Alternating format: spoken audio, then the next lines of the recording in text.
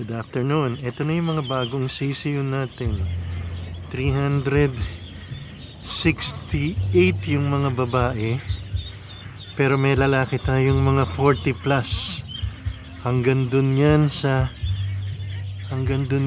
dalawang cages pa. Forward. Lalakad ako para makita. Takbuhan sila.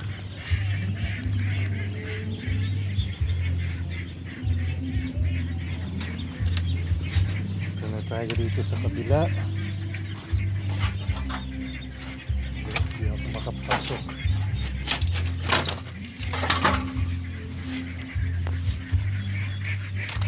Yan.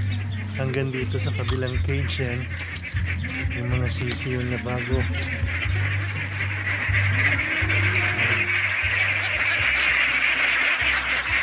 Ngayon, itong susunod na cage, ito yung mga binili ko 2 months ago. 2 months old na to. Nung dumating kami ni Tating, bumili kami ng isang batch. Bali 120 heads yata yun. Ito yun, 2 months old. 2 months old na. Okay. Itong susunod na cage, ito yung batch na fininance ni na Susan.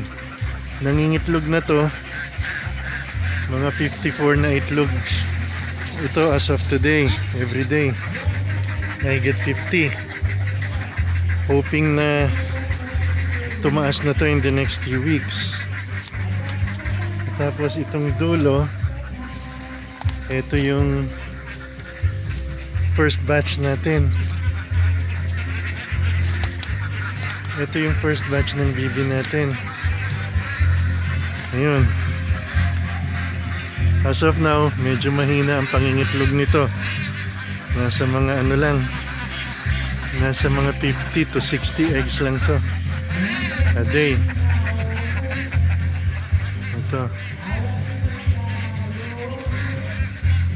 So yan. Tapos yun ang kahaba ng cage natin. So yun yung first batch. Ito yung second batch. Yun na Susan.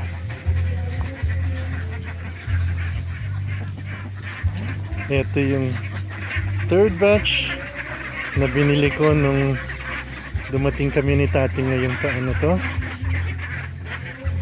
At yung nasa dulo ay yung mga sisiw na kabibili lang natin na 300 plus.